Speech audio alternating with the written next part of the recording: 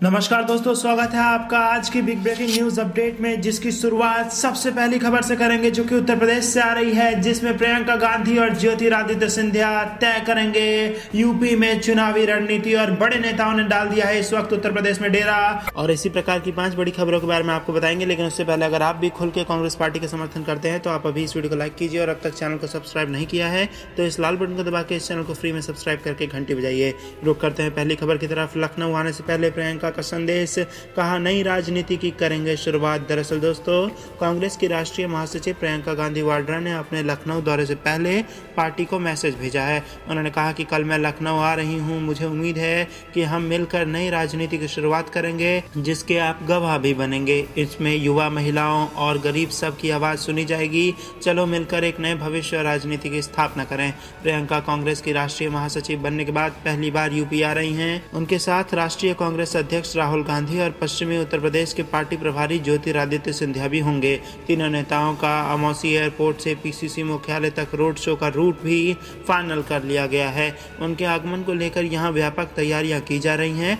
11 फरवरी को राहुल, प्रियंका और Jyotiraditya charter plane से दिल्ली से लखनऊ करीब 11 बजे आएंगे। तो दोस्तों, ये बड़ी खबर आ रही है जहां पर उत्तर प्रदेश में इस वक्त कांग्रेस पार्टी के 3 बड़े दिग्गज नेता, जिसमें प्रियंका गांधी और खुद कांग्रेस पार्टी अध्यक्ष राहुल गांधी समेत इस वक्त ज्योतिरादित्य सिंधिया भी उत्तर प्रदेश की धरती पर पहुंच चुके हैं और 2019 के चुनाव की तैयारियां यहां पर शुरू हो गई हैं। रुक करते अगली बड़ी खबर की तरफ। भारतीय जनता पार्टी को नुकसान होगा प्रियंका गांधी के उतरने से, यहां तक कि सुपड़ा साफ हो सकता है। और आपकी जानकारी के लिए एक और खबर दे दें कि प्रियंका गांधी के लिए खबरें निकल के आ रही हैं कि वो बनारस से स्वयं प्रधानमंत्री मोदी को चुनावी मैदान में चुनौती दे सकती हैं, और जिसका नतीजा बहुत दिलचस्प होने वाला है।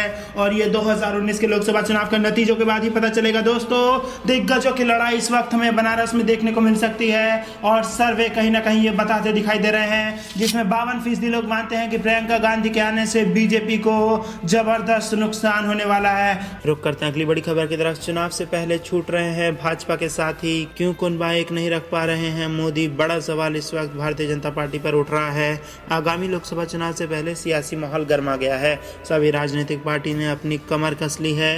हाल ही में सपा बसपा गठबंधन के बाद यूपी में भाजपा के लिए एक बड़ी परेशानियों का दौर शुरू हो गया है। इस बीच कांग्रेस ने भी 3 राज्यों में जीत के बाद अब यूपी में आगामी लोकसभा चुनाव में जीत हासिल करने के लिए अपनी बहन प्रियंका गांधी पर दाव लगाया है। इस बीच एक बड़ी खबर ने सियासत को गर्म कर दिया है। केंद्र में सत्तारूढ़ बीजेपी की अगुवाई वाला एनडीए वापसी के लिए जोर शोर से प्रयास में जुटा है, लेकिन अब चुनाव की दहलीज पर आकर बीजेपी के लिए एनडीए का कुनबा संभालना मुश्किल हो रहा है। 2014 के लोकसभा चुनाव में जहां बीजेपी ने 282 सीटें हासिल की थी, तो वहीं एनडीए के सहयोगियों ने 54 सीटों पर कब्जा जमाया। इस तरह यह आंकड़ा 335 पहुंचा, लेकिन उपचुनावों में बीजेपी की हार और एक एक करके सहयोगियों का साथ छोड़ने के बाद एनडीए वैसा नहीं रहा है जैसा 2014 में था। चंद्रबाबू नायडू और उपेंद्र कुशवाहा जैसे कद्दावर नेताओं का साथ छूटने के बाद अब शिवसेना, अकाली दल और अपना दल जैसी पार्टियां एनडीए से अलग होने की धमकी दे रही हैं, यानी गठबंधन में गांठ पड़ती दिख रही है। अगर बीजेपी इस गठबंधन की गांठ खोलने में नाकाम रहती है तो 2019 की तस्वीर कुछ और होगी। एनडीए के महत्वपूर्ण सहयोगियों में से एक शिवसेना लगातार बीजेपी को आंख दिखाती रही है। यहां तक कि पिछले दिनों खुद बीजेपी अध्यक्ष अमित शाह ने उद्धव ठाकरे से मुलाकात की, लेकिन शिवसेना का रवैया जस का तस बना रहा। 2 दिन पहले ही शिवसेना ने राजग से अलग होने की धमकी दे डाली। शिवसेना ने कहा कि वह पहले भी अकेले चली थी और आगे भी चल सकती है, यानी सब कुछ ठीक ठाक नहीं है। कहा जा रहा है कि शिवसेना महाराष्ट्र में बीजेपी के बराबर सीटों पर चुनाव लड़ना चाहती है और दबाव की राजनीति कर रही है। चर्चा इस बात की भी है कि बीजेपी शिवसेना की मांग मानते हुए महाराष्ट्र में भी बिहार फार्मूला के तहत चुनावी समर में उतर सकती है। 2014 में जब बीजेपी की सरकार बनी तो संसद में सेंट्रल हॉल में आयोजित बैठक में पीएम मोदी के ठीक बगल में बैठने वालों की अकाली दल के नेता प्रकाश सिंह बादल भी थे। इसी से बादल के कद का अंदाजा लगाया जा सकता है, लेकिन 2014 के बाद चीजें बदल गई। अब अकाली दल भी आंखें तरेर रहा है। हाल ही में अकाली दल ने गुरुद्वारा मामले में दखलंदाजी को लेकर बीजेपी को अल्टीमेटम दे दिया और कहा कि बीजेपी ने अगर तख्त गुरुद्वारा मामले में दखलंदाजी बंद नहीं की तो गठबंधन हमारे लिए मायने नहीं रखेगा। हम बीजेपी सरकार की ईंट से ईंट बजा देंगे, यानी बीजेपी के लिए डगर अभी मुश्किल है। तो दोस्तों, इस वक्त की बड़ी खबर आ रही है जहां पर एनडीए के लिए बड़ी परेशानियां खड़ी हो सकती हैं चुनाव से ठीक पहले और मुश्किल में पड़ सकती है भारतीय जनता पार्टी, क्योंकि क्योंकि एनडीए के तमाम बड़े घटक दल इस वक्त साथ छोड़कर जाते दिखाई दे रहे हैं और आंख दिखाते दिखाई दे रहे हैं भारतीय जनता पार्टी। रुक करते हैं अगली बड़ी खबर की तरफ। पीएम मोदी, रक्षा मंत्रालय ने राफेल डील पर झूठ बोला, सोच समझकर मोदी को चोर बोल रहा हूं। राहुल गांधी का बड़ा बयान। राफेल डील के मुद्दे पर राहुल गांधी ने पीएम मोदी पर बड़ा आरोप लगाते हुए कहा कि इस घोटाले में पीएम सीधे तौर पर शामिल हैं। राहुल गांधी ने यह आरोप अंग्रेजी अखबार की खबर के हवाले से दिया है। राहुल ने प्रेस कॉन्फ्रेंस कर कहा कि राफेल डील को लेकर हमारी बात सही साबित हुई है। पीएम मोदी राफेल डील कर रहे थे, पीएम ने लोगों के 30,000 करोड़ रुपए चुराए हैं। रक्षा मंत्रालय ने सौदे का विरोध किया था। रक्षा मंत्रालय ने पीएमओ के सौदे का विरोध किया था। ये बड़ी खबर आ रही है इस वक्त द हिंदू के रिपोर्ट के मुताबिक, जिसमें एक बड़ा खुलासा हुआ है। और दोस्तों, यहाँ पर राहुल गांधी भारतीय जनता पार्टी को इस मुद्दे पर फिर से घेरते नजर आ रहे हैं, जिसके बाद 2019 के चुनाव में बड़ा नुकसान हो सकता है भारतीय जनता पार्टी को राफेल के मुद्दे पे।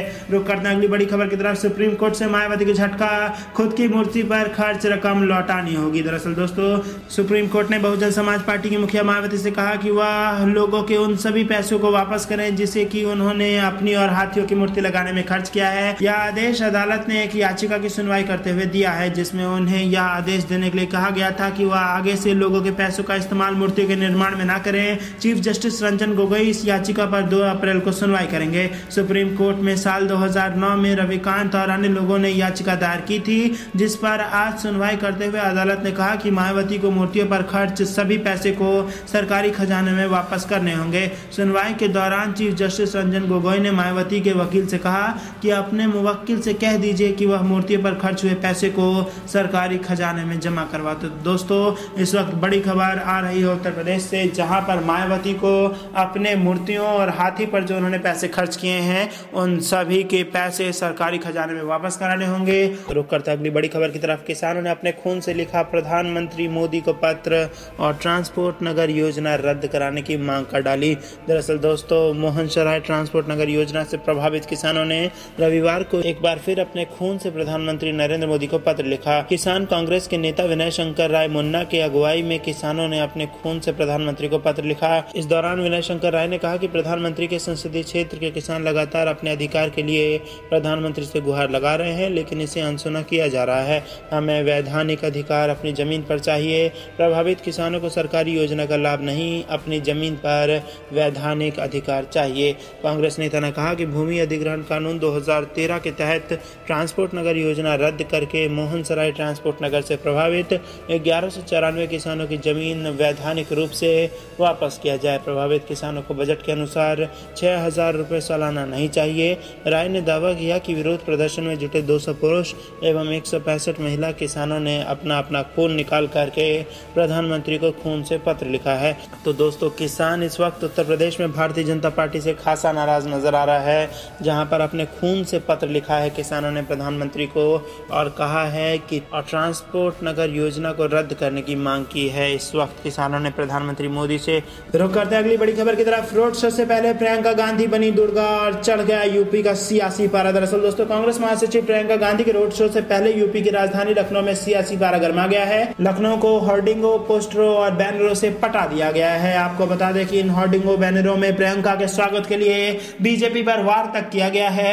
एक पोस्टर में तो प्रियंका गांधी को मां दुर्गा के रूप में दिखाया गया है, दूसरे पोस्टर में प्रियंका का जोरदार तरीके से वेलकम किया गया है। युवक कांग्रेस के पूर्व प्रदेश अध्यक्ष प्रभाकर पांडे की ओर से एक होर्डिंग लगवाई गई, जिसके जरिए भारतीय जनता पार्टी के वरिष्ठ नेताओं पर तंज कसा गया। इस होर्डिंग में एक और बीजेपी अध्यक्ष अमित शाह, प्रधानमंत्री नरेंद्र मोदी और यूपी सीएम आदित्यनाथ की तस्वीरें हैं। कुछ लोगों का ग्रुप इन तीनों को छोड़कर भागता नजर आ रहा है। अमित शाह, नरेंद्र मोदी और योगी आदित्यनाथ तीनों अकेले पड़ गए हैं, खड़े खड़े देख रहे हैं। तो दोस्तों, इस वक्त बड़ा सियासी घमासान उत्तर प्रदेश की धरती में मचता दिखाई दे रहा है और प्रियंका गांधी राजनीतिक धरातल पर उतर चुकी हैं और जबरदस्त रोड शो उत्तर प्रदेश में कर सकती हैं। तो ये थी दिन भर की कुछ बेहद जरूरी और बड़ी खबरें जो कि हमने आपको बताई। अब हर एक खबर में आप हमें अपनी राय जरूर बताइए। जाने से पहले आप इस वीडियो को लाइक कर लीजिए, इस लाल बटन को दबा के इस चैनल को फ्री में सब्सक्राइब करके घंटी बजा लीजिए। आप देख रहे थे आपका अपना चैनल द धक्कम न्यूज। जय हिंद, जय भारत।